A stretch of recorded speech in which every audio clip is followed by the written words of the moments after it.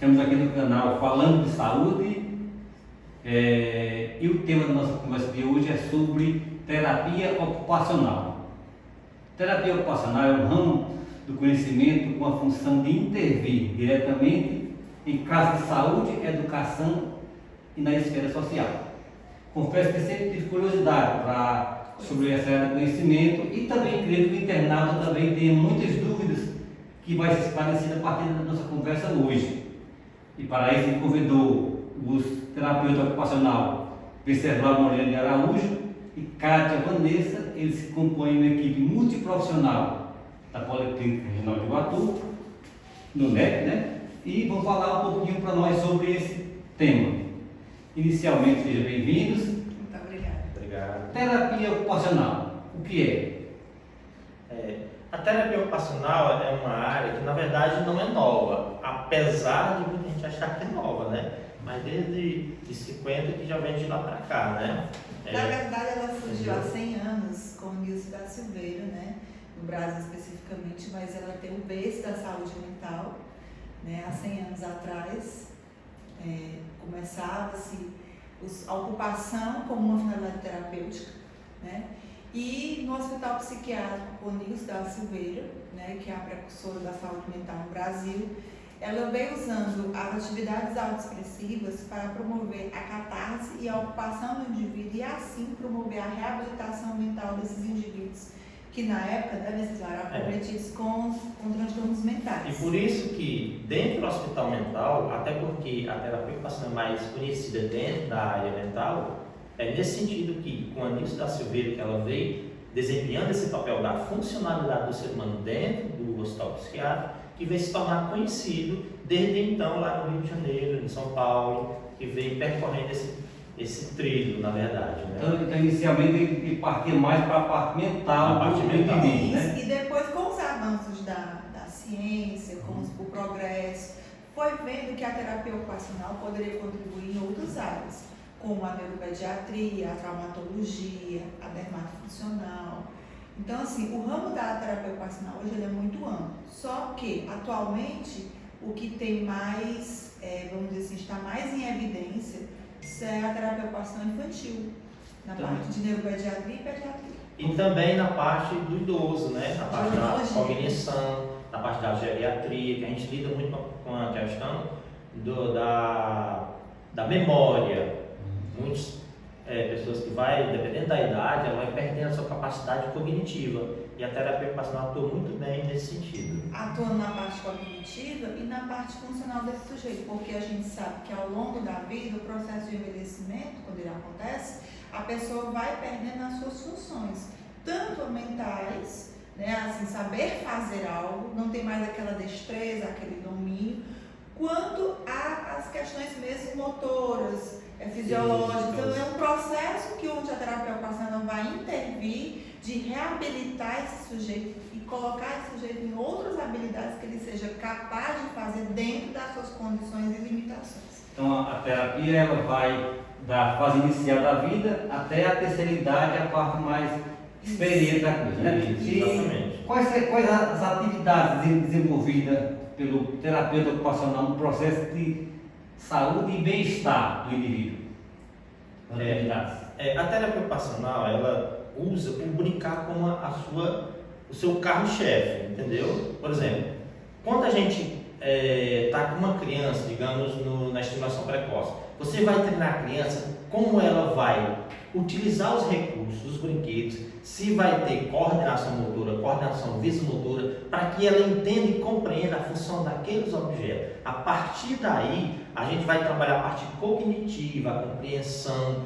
Para quê? Para que ela consiga desenvolver e atuar no seu dia a dia. Por exemplo, nas suas atividades de vida diária, nas atividades escolares. Por isso que a criança, você faz um processo de treinamento na criança para que ela consiga chegar na sala de aula e consiga permanecer sentado por mais tempo, preste atenção ao professor, saiba lidar com os seus coleguinhas que estão ali, tá certo? Então isso a gente vai fazendo uma atividade que a criança possa estar aprimorando seus conhecimentos. Na verdade, a gente usa a ocupação humana como finalidade terapêutica. né? A gente coloca dentro a gente faz uma avaliação do desempenho e do desenvolvimento do sujeito. E a partir daí, a gente coloca, traça nossos objetivos terapêuticos. Se tratando do universo infantil, qual a ocupação da criança? O brincar. E a partir deste brincar, a gente vai ver quais são as habilidades que essa criança tem e quais são o que ela precisa desenvolver. Às vezes, está ligado com o pessoal colocou a coordenação motora, a parte sensorial, a parte de coordenação motora ampla. Por quê? É um conjunto de ações que a gente observa no seu desenvolvimento para que a gente possa desenvolver as atividades de vida diária, que seria o quê? O vestuário, a alimentação, a higiene. Porque para a gente executar, por exemplo, a alimentação, para você levar a colher à boca, você tem que ter movimento. O movimento tem que ter função. Não é fazer aleatoriamente. Então, é fazer uma maneira coordenada para que esse sujeito possa desempenhar suas funções. Abotoar um botão na parte do vestuário, você usar adequadamente um banheiro. Porque parece ações simples, mas tem muitas pessoas que, devido a uma incapacidade ou adquirida, por exemplo, sofreu um acidente, um trauma, um cano encefálico, e aí comprometeu aquela função dos membros superiores. Ou então, ela já nasceu com uma condição, por exemplo, alguma criança que tem autismo, que tem síndrome de Down, que tem alguma dificuldade em executar essas ações, e aí a terapia ocupacional ela vem com a finalidade de usar a ocupação humana, caso seja uma criança, na parte do brincar, desenvolver essas habilidades para que ela possa ter funcionalidade, autonomia e qualidade de vida. Então, a gente aborda o sujeito dentro das suas potencialidades, vê o que precisa ser melhorado, quais as habilidades, qual o desempenho ocupacional desse indivíduo tem, e a partir daí a gente insere dentro do contexto social para promover a qualidade de vida dele. Aqui na Policlínica tem um programa que eu acho muito interessante, que é o NEP, né? Núcleo de Estimulação Precoce, constituído por profissionais da área de fisioterapia, psicologia, terapia ocupacional, fonoaudiólogo.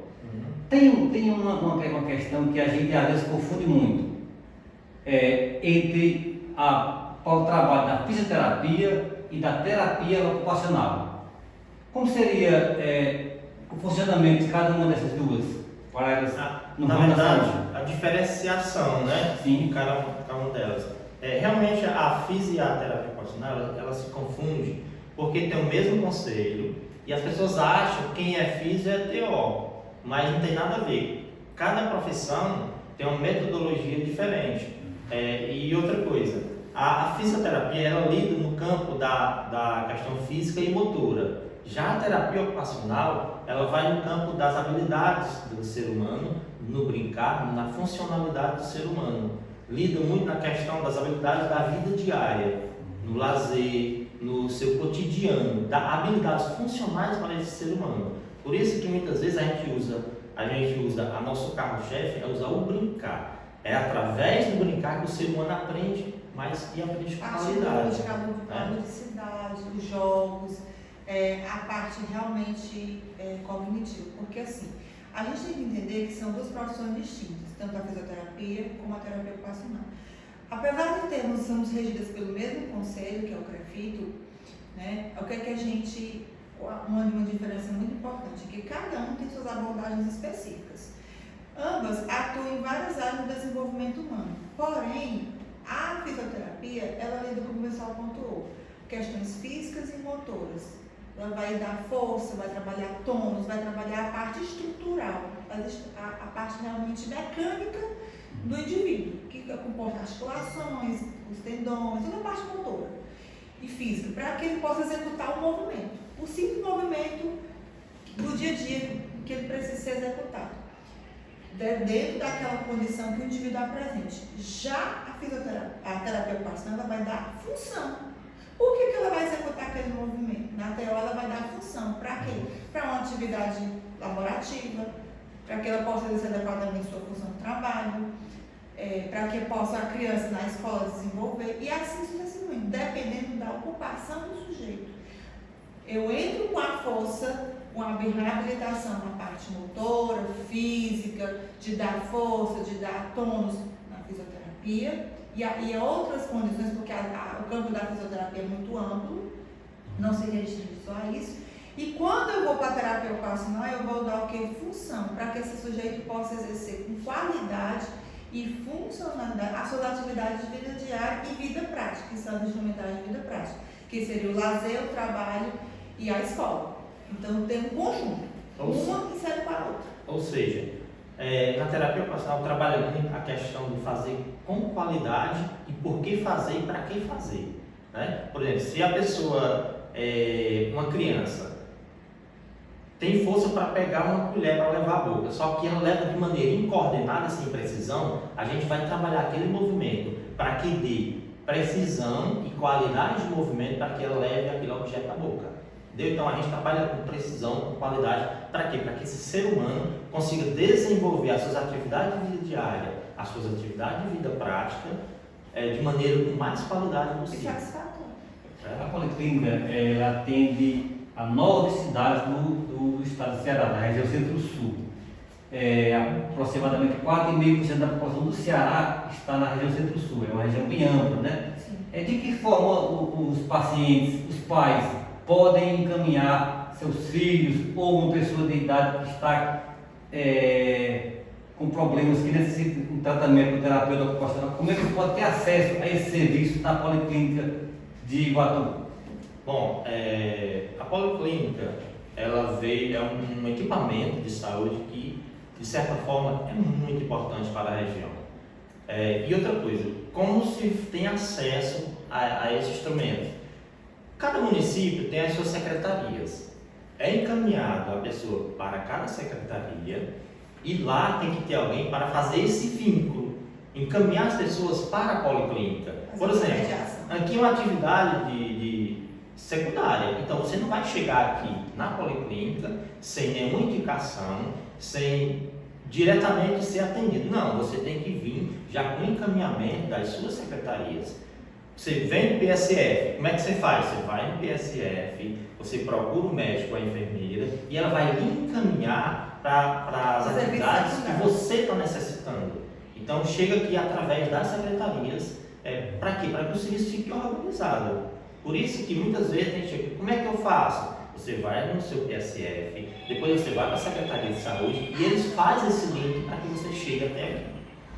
Quanto tempo leva em média o tratamento o tratamento de um paciente na terapia ocupacional? Varia muito. Geralmente, se for uma criança com comprometimentos assim, neurológicos ou mesmo mentais, ele é geralmente por tempo indeterminado. Mas, se for mensurar esse tempo, é em média uns 2 anos para mais. Por quê? Eu tenho que ver é um conjunto. Se eu estou fazendo a minha parte como terapeuta ocupacional e esse acompanhamento não é estimulado por outros profissionais, ou a criança não tem atendimento, não tem acesso a outros profissionais, ou em casa a família não segue as recomendações dos profissionais, esse tempo vai ficar cada vez mais extenso, porque é um conjunto. Terapia nenhuma se faz sozinho. A gente precisa dos parceiros. Quem são os parceiros? Os nossos outros colegas da instituição, que são os psicólogos, os fisioterapeutas, os fonoaudiólogos. É uma equipe. O tratamento específico da terapia ocupacional, ele vai ser finalizado quando eu vejo que aquele indivíduo consegue executar de maneira independente aquela dificuldade que ele chegou. Por exemplo, não consegue ter uma dificuldade nas atividades de vida diária, prática, alimentação, higiene e vestuário, por exemplo. Se ele já consegue ter domínio como é comer só, consegue transpor o alimento para o prato sem derramar, consegue comer satisfatoriamente sem ter escape, consegue vestir uma roupa adequadamente, sem estar bolando, como fala, sem conseguir abotoar um botão, um zíper, calçar uns tênis, um sapato com velcro, com cadastro. Se ele consegue ter essa destreza, e foi a queixa que veio para nós, um exemplo, ele já tem alta. Então a gente tem que ver aí o papel dos pais, né? Sim. Nesse processo de reabilitação. E aí eu perguntaria, dentro dessa nossa conversa, os pais que hoje em dia têm o hábito de pegar, já dá o celular para o filho, para ele brincar. E aí, como é que fica esse processo de inserção dessa criança no processo social? Se ele está vendo um brinquedo que não é um brinquedo. Assim, a gente recebe, quando a gente avalia, uma das nossas perguntas é se essa criança foi exposta precocemente a telas. A maioria refere que sim, né? Então, o que é que a gente... Isso não é a tia Kátia, né? O tio Venceslau que está apontando, mas a Sociedade Brasileira de Pediatria, ela recomenda que até os 2 anos as crianças não sejam expostas a nenhum tipo de telas, seja ela celular, TV, tablet, para que... Por quê? Porque o uso excessivo de telas implica no seu desenvolvimento neuropsicomotor. A criança ela não vai conseguir desenvolver as suas habilidades de uma forma satisfatória. Ou seja, o seu desenvolvimento pode sofrer atrasos. Então, assim, a gente tem que conversar com os pais que eles precisam ter tempo para os filhos, de brincar, nem que seja 20 minutos. Não é só ter o tempo, mas a qualidade desse tempo. Eu sei que a vida é muito corrida, a gente trabalha, estuda, tem muitas funções, mas se nós tirarmos 20 minutos todos os dias, ou o máximo que puder, e sentar com os nossos filhos e promover atividades lúdicas, que não é sair comprando no comércio não, mas é o que eu tenho em casa. Posso fazer uma noite da pipoca, uma contação de histórias, eu posso pegar uma caixa de papelão e fazer um carro de bate-conta, e aí vamos trabalhando o jogo simbólico, a criatividade, a coordenação motora. Venceslau? Ela está falando na questão da você ser criativo com aquilo que você tem em casa. Porque muitos pais acham que não poder comprar um brinquedo sofisticado não tem com que brincar com as crianças. Mas na verdade, a criança não quer um brinquedo sofisticado. Ela quer a interação com os pais ali com ele, que é aquilo que vai ser uma coisa riquíssima para o aprendizado dele. Uma das perguntas que a gente faz na avaliação é: seu filho usa celular? E se usa, há quanto tempo usa? Desde pequenininho que usa? A maioria fala de imediato que o filho usa e usa há um bom tempo. Então a gente fala, bom, segundo os neuros, os pediatras, não se recomenda a criança usar celular antes dos 2 anos. Isso vai prejudicar a questão da ludicidade, do brincar lúdico e da criatividade da criança nesse brincar que ele precisa para desenvolver. Trabalhar o lúdico como uma forma de criatividade, de crescimento cognitivo, que é isso que a gente tenta fazer com que os pais entendam e brinquem com as crianças. Porque é no brincar que a criança, independente da sua idade, ela consegue explorar. Eu costumo dar o seguinte exemplo para as mães, né? Você vai numa loja de sapatos, você vê aquele monte de modelos, cores, formas, saltos, você se encanta com todos. Mas a partir do momento que a vendedora chega e entrega um determinado modelo, você vai saber qual é a cor, o tipo de salto, se ele é fino, se ele é largo. Então, como eu quero dizer, quando você entrega quando a criança vê vários recursos, muitas vezes você se perde, mas quando você direciona, quando você interage com ela, vai se atentar a todos os detalhes. A sua relação com os pais e com o brincar. E também nesse brincar que os pais vão detectar a deficiência daquele filho, né? Eles não perceberam, na verdade, que às vezes a criança nem está com algum transtorno específico, mas ela falta de estímulo.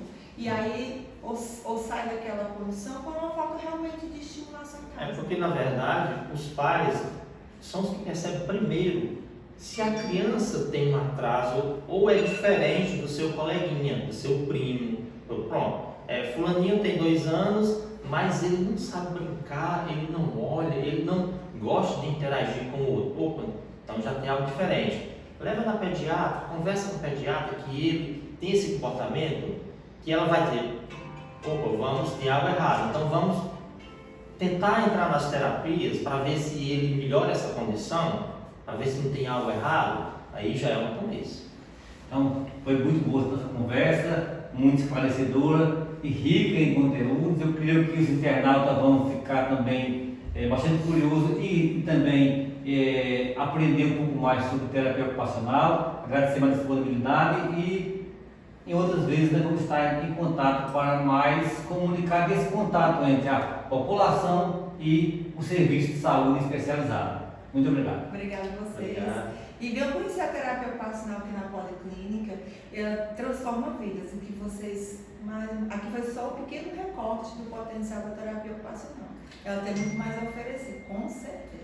E a gente agradece essa oportunidade para quê? Mostrar para as pessoas o que é a terapia ocupacional, o que ela faz, o que ela aborda. Que na verdade a gente tenta aproximar os pais dos seus filhos no seu dia a dia. Ensina o seu filho a brincar, a organizar os seus brinquedos, organizar as suas tarefas de vida diária, organizar os seus livros, os seus cadernos, que isso vai fazer com que a criança fique organizada e comece a ver que ela tem potencialidade.